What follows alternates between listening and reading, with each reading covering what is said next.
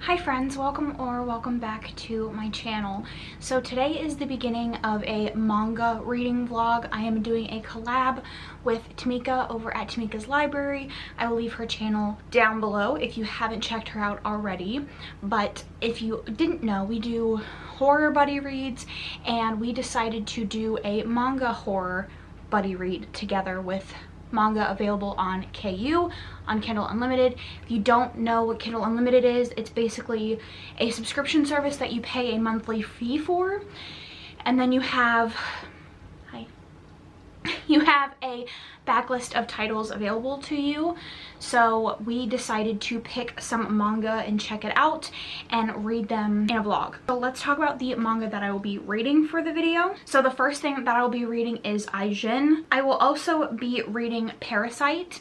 Now I have watched the anime and read the first volume of this manga before, so I'll be rereading the first volume and reading the second volume. I will then be reading The Flowers of Evil, then I will be reading Creature, and then the last one I will be reading is Sankarea. So I also want to read Blood on the Tracks volume 1 and 2. I don't believe that this is available on KU, but it is a horror manga that I have been meaning to try. As far as I know, it is about a weird abusive relationship between a young boy and his mother, and I don't quite know what all of that means, but this seems to be very well loved, so we'll see how I feel about it. But those are all of the things that I will be reading. Let's get into the vlog portion of the video.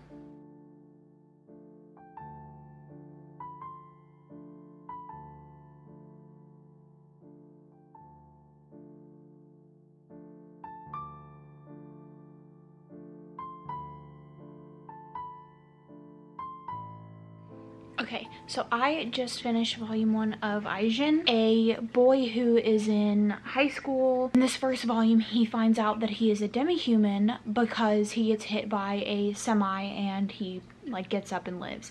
So Demi-Humans, we don't know much about it. We didn't gather a whole lot of information from this volume. It seems to be a very secretive thing. There's only 2 of them in Japan, and there's 47 worldwide, but they can't die, and they were only discovered 17 years ago, but we don't know how long they've been around. But the main character gets hit by a semi, and all of the kids in school see him, and they're like, well, there's a bounty for finding demi-humans, so they all are trying to capture him, and he leaves, and then his best friend comes and helps him, and they escape on a bike. And in this one, they're pretty much just escaping from people that are trying to capture him to use him for the bounty, and we're getting snippets of other people, of organizations that are involved with demi-humans in some way. There's demi-humans in these organizations that are hiding and parading around as real people, and we're also getting maybe a demi-human community that is interested in bringing the main character into their fold, I guess. And it was interesting. The art style was not super gory. I feel like it's definitely a starter gore if you are interested in getting into gory horror-y manga. I would definitely continue. I think up to volume 7 is available on KU, so I'm definitely going to continue at some point. It was interesting. It was a good start. It was a lot more promising than I think most first volumes of manga that I read, but it was good. So I'm definitely going to start Flowers of Evil, and I was going on Goodreads to mark it as currently reading, and I noticed that the author is the same author that does Blood on the Tracks and Happiness. Obviously, I told you I'm gonna read Blood on the Tracks, but I read Happiness and absolutely loved it, so I'm excited to get into both of these. The Goodreads reviews are not great for this. I'm seeing a lot of people saying that the hero is weird and he's kind of a pervert, so we'll see how it goes, but I definitely am a fan of the one I just finished. So we will talk again when I have finished Flowers of Evil.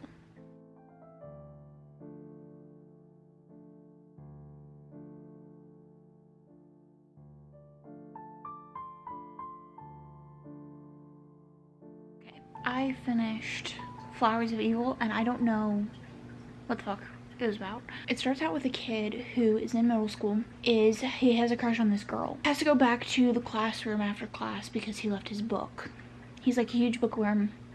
Everybody makes fun of him for it. And he goes back to the classroom and he sees someone's gym bag, and the gym bag belongs to the girl that he has a crush on. And he hears someone come into the room, and he stuffs her clothes under his shirt to like avoid someone thinking that he's like being a creep. And then he is on his way home, and one of the girls that people don't like in his class stops him on his bike and is like, I saw you like stealing her gym clothes, and if you don't want me to tell everybody that you're a pervert, then you will do whatever I say. And it's like mega weird. It goes from there. She like super controls everything that he does, and like her behavior is just very, very obsessive and weird. And there isn't like a lot of gore and horror in this one, but I can see how this one will probably get weird. Just in this one it was not. I can see how it would become horror, but in this one it was just kind of weird, and like I don't know what the fuck was happening. Like my Goodreads review, I gave it 4 stars out of 5. I gave the first one 3 stars out of 5. I gave this one 4 stars out of 5, but my review was like, what the fuck? Like, I don't know what I read. It was just weird enough to like not to be like unsettling. So now we are going to start the next one.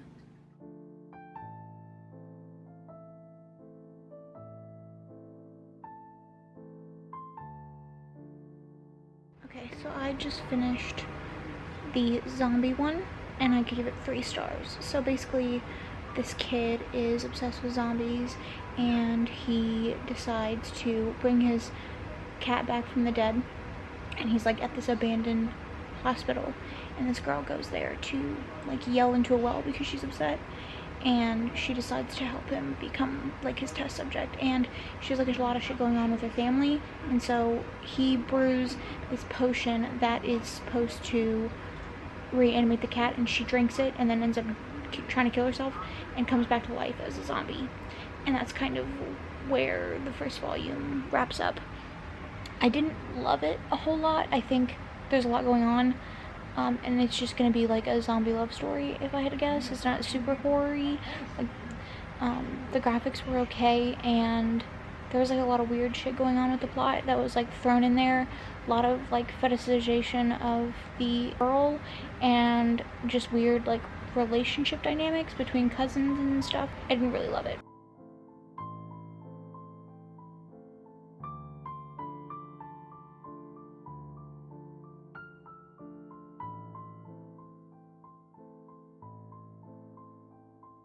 And then I also finished this one, the creature one, and I didn't really like it either. I gave both of them 3 stars, but basically these kids are in high school and they're going to play basketball, and there's an earthquake, and like something comes out of the ground or something like that, and it's these really, really big creatures. And the art style is good, it's interesting, it's fine, it's well done, but the story itself is just not really interesting to me. Like, it's very doomsday, a lot of action, and those stories just don't interest me. Like, they're not the kind of horror kind of stories that I like. So I probably won't continue that one. I might continue the zombie one if I just need a manga that I want to read that's like cute, but it's not even really all that cute. It's kind of just weird. I already know I like Parasyte, so I can't anticipate that one.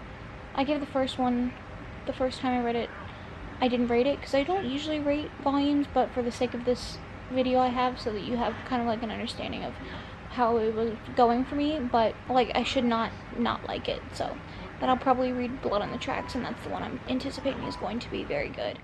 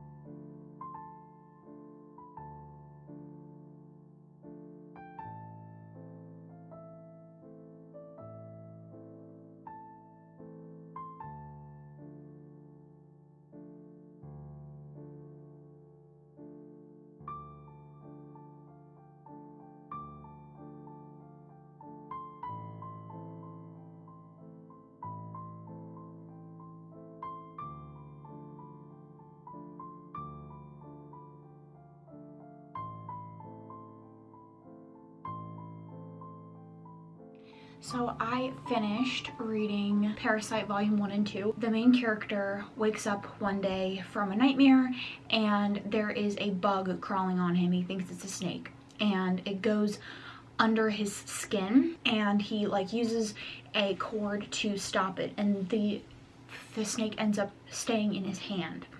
And he finds out that it is actually an alien that is there to take over his brain, and the alien gets stuck in his hand instead, so they sort of coexist. And meanwhile, all of these aliens, all of these murders are happening and people are showing up like mincemeat. They're being absolutely torn apart, and he finds out that they are other aliens. And this is a super good story. Like, I really like it. I watched the anime and it gets very, very dark. I think it's a fantastic story.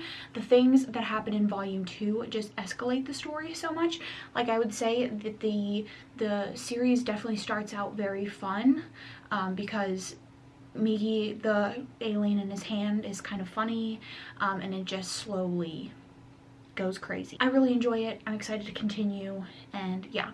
Then I also finished the 2 things I did verify. They are not on KU, unfortunately, but I thought I would include them in the vlog because I wanted to read them anyways. But I read volume 1 and volume 2 of Blood on the Tracks. So this is basically from the point of view of a young boy whose mother is very overprotective. That's what she continually gets called by people in his life. And in this volume, him and his cousin and his cousin's parents go on a trip. Something happens on the trip that freaks him out, and sort of escalates their relationship in this one. So I gave the first one 5 stars and I gave the second one 4 stars. I'm very, very, very, very interested in where this is going to go. It's very quiet and slow building, and then the reveal that happens at the end of them is just wild. So I'm very interested to see where it goes. I've heard it gets way, way better. Those are all of the manga that I'm going to read for this video. Make sure you check out Temecka's video down in the description. Other than that, leave a comment down below on your favorite manga that I've read. If you've read any of the ones that I have read in this vlog, let me know, or the most recent manga that you have read. Other than that, thanks so much for watching. I will catch you guys in my next one.